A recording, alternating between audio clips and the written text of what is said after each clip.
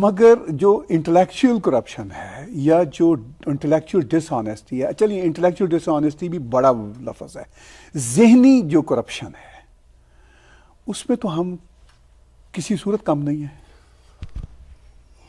گورا صاحب، مالی کرپشن تو بہت چھوٹی سی چیز ہوتی ہے.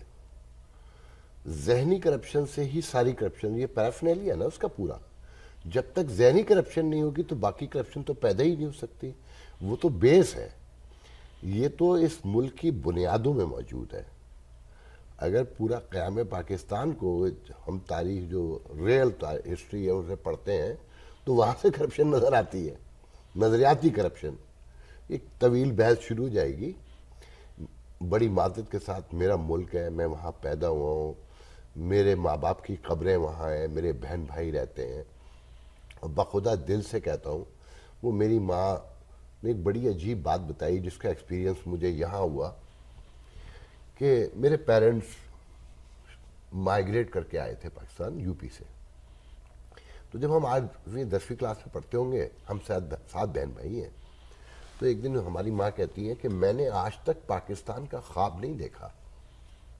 تو ہم بڑے حیران ہوئے، شعور نہیں تھا اتنا، مگر ہم نے مذاق اڑانا شروع کر دیا، تنگ کرنا امی کو کہ آپ تو ہمارے ملک کی غدار ہیں، کھاتی یہاں کا ہے، پیتی یہاں کا ہے، کپڑے یہاں کے پہنتی ہیں، سب کچھ یہاں کا ہے، مگر آپ خواب انڈیا کے دیکھتی ہیں.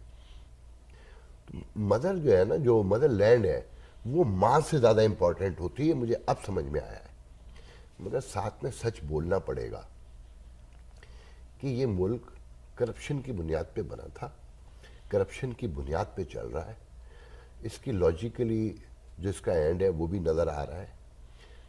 جو لوگ الوجن کا شکار ہیں کہ اس کی حفاظت کی ذمہ داری اللہ نے لی ہوئی ہے، تو 600 بلین پلانٹس ہیں. اللہ کو اس چھوٹے سے خطے میں کوئی زیادہ انٹرسٹ نہیں نظر آتا مجھے، اور روز پروف کرتا ہے اللہ تعالیٰ کہ دیکھو یہ تم نے خود سنبھالنا ہے، میں ایسے نہیں سنبھالوں گا.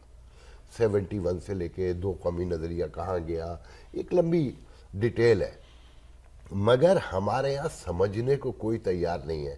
آپ اس سے اندازہ لگائیں کہ 71 میں ملک ٹوٹا، 93,000 ہمارے قیدی گئے. انسانی تاریخ کا ایک عجیب المیہ ہے یہ.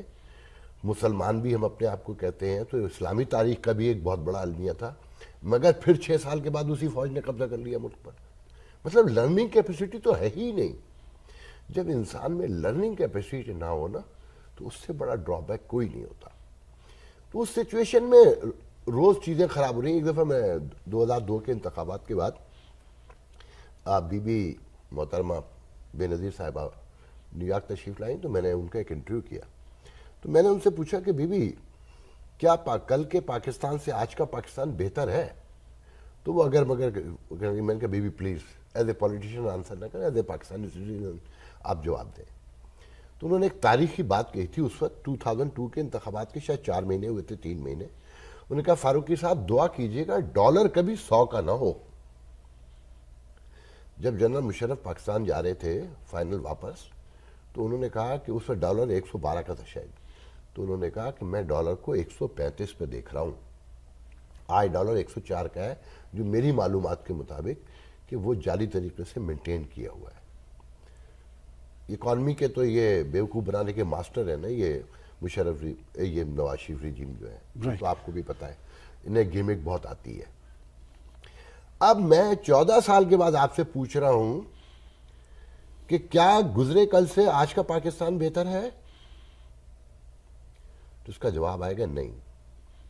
لیکن ریاست کی ایک تعریف بیان کی گئی ہے نا، اس تعریف جو یونائٹڈ نیشن بیان کرتا ہے، اس تعریف کی روشنی میں اس پاکستان کو دیکھ لیں کہ ایک جغرافیے میں ایک قوم رہتی ہوگی، ایک گروہ بہت بڑا جو قوم بن جائے گی.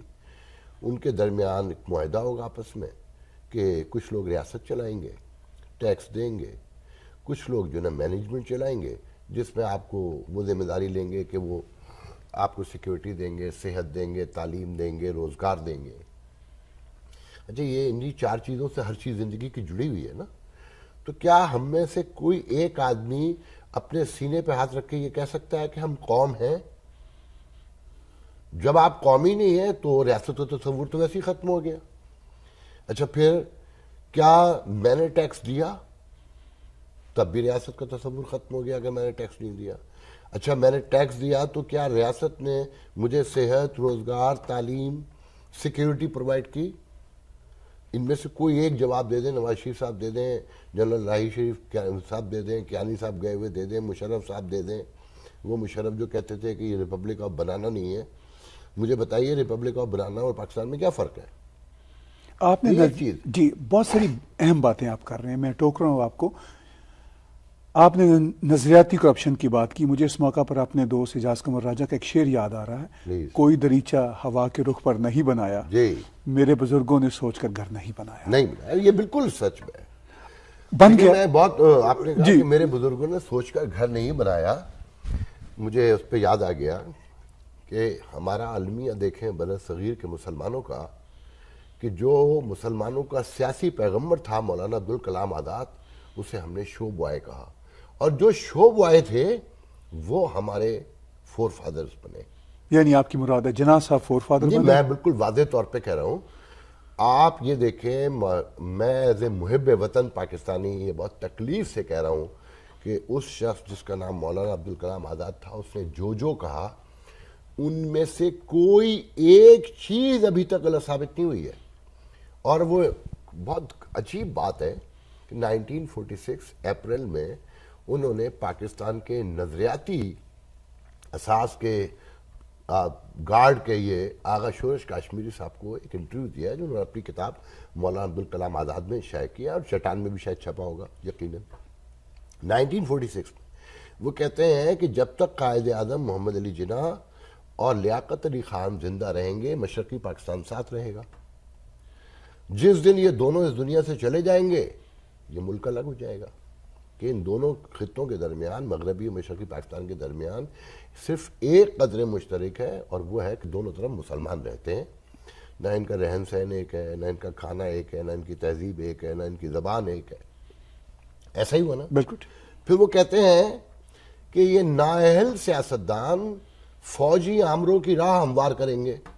کیا یہ غلط ثابت ہوا؟ ایسا ہی ہوا. انہوں نے کہا کہ یہ ملک وہ لوگ بنانا چاہتے ہیں جو اپنے آپ کو مسلمان تاجر سمجھتے ہیں، جنہیں برٹش انڈیا کی سرکار سے مراعات لینے کی عادت پڑ چکی ہے اور مقابلے سے ڈرتے ہیں. وہ اس ایک آزاد ریاست بنا کر وہاں پر اپنی جارحداری قائم کرنا چاہتے ہیں، اور یہاں پھر قومی دولت کی لوٹ مار ہوگی. کیا یہ بات نام غلط ثابت ہوئی؟ پھر وہ کہتے ہیں کہ جناب ان کے اپنے پڑوسیوں سے تعلقات کبھی خوشگوار نہیں رہیں گے جو جنگوں کا باعث بنیں گے. کیا یہ غلط بات ثابت ہوئی؟ پھر وہی کہتے ہیں کہ جن اسلامی ملکوں پر یہ بین کرنے جا رہے ہیں وہ ان کا ساتھ نہیں دے سکیں گے. پھر انہوں نے کہا کہ دنیا کے مالیاتی عالمی ادارے انہیں اپنی شرائط کے اوپر قرض دیں گے، اور ان کا جغرافیہ اور ان کے مفادات کمپرومائز ہوتے جائیں گے. کیا یہ غلط ثابت ہوا؟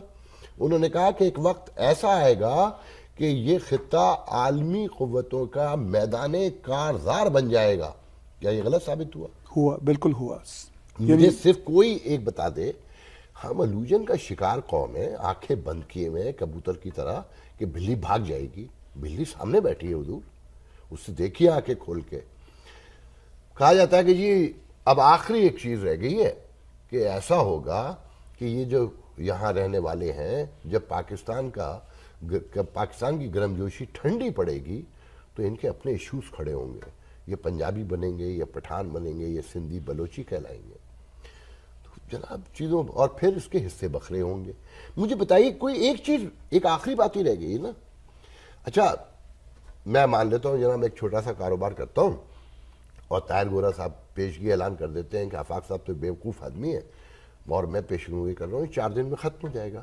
تو پھر مجھے، اگر میں یہ کاروبار کرنا چاہتا ہوں اور مجھے طاہر گورا صاحب کی بات بری لگتی ہے، تو میں پروف کروں نا اپنی محنت سے، اپنی ڈیڈیکیشن سے، اپنی ایبلٹی سے، سب لے کر آؤں اور کامیاب کر کے دکھاؤں کہ طاہر گورا صاحب آپ کا تجربہ بالکل غلط تھا. مگر میں روز ضد کرتا ہوں، طاہر گورا دشمنی میں یہ بات کرتے ہیں، اور پروف کرتا چلا جاتا ہوں روزانہ، ایک ایک بات پروف کر رہا ہوں. تو جناب میں تو آنکھیں بند کر کے نہیں دیکھوں گا. آنکھیں بند میں یہ نہیں کہہ سکتا کہ اس کی حفاظت اللہ کرے گا، کیونکہ اللہ، میں ان لوگوں میں سے ہوں. 2 تھاٹ ہیں جی مذہب میں. ایک تھاٹ یہ کہتا ہے کہ جی اب پتا بھی اللہ کی مرضی سے ہلتا ہے، تو پھر جواب یہ ہے کہ اگر پتا بھی اللہ کی مرضی سے ہلتا ہے تو معصوم بچے تاریخ میں اور روزانہ نیزوں میں اچھالے جاتے ہیں، گولیوں سے بھون دیے جاتے ہیں، بچے کچرا اٹھا کے کھا رہے ہیں، تو اللہ کی رضا سے کھا رہے ہیں کیا؟ نہیں. اس نے ہمیں دوسرا تھاٹ یہ ہے کہ اس نے ہمیں ایک سپر کمپیوٹر دے کے بھیجا ہے، اس میں شعور ڈالا ہے کہ آگے ہی دی ہے کہ یہ راستہ اچھا ہے، یہ برا ہے، یہ کرو گے تو یہ ملے گا، یہ کرو گے تو یہ ملے گا. میں تو اس کا قائل ہوں. تو میں تو یہ دیکھ رہا ہوں کہ میں ایک کارپوریشن ہے، میں ایک چھوٹا سا بزنس رن کرتا ہوں، اس کی گراس سیل روزانہ $200 $200 ہے، مگر شام کو خرچہ ہے 250. وہ کارپوریشن آج کے اکنامک ورلڈ میں وہ کارپوریشن چل سکتی ہے؟ نہیں چل سکتی. نہیں چل سکتی نا. تو جو لوگ یہ سمجھتے ہیں کہ جناب اس کی حفاظت کا وعدہ اللہ تعالیٰ نے کیا ہے، جہالت کی بنیاد پہ کرتے ہیں، الوجن کا شکار ہیں. انہیں ہماری ریاست یہ بتاتی ہے، انہیں گمراہ کر کے مار رہی ہے، اور لوگ جو ریاست کے سب سے محب وطن ہیں وہ بھی سمجھ چکے ہیں، وہ پیسہ نکالے چلے جا رہے ہیں، غائب کیے چلے جاتے ہیں. گزشتہ دیکھیں، میں فوجی عامروں کو برا کہتا ہوں، مان لیتے ہیں جی فوجی عامر بہت برے تھے.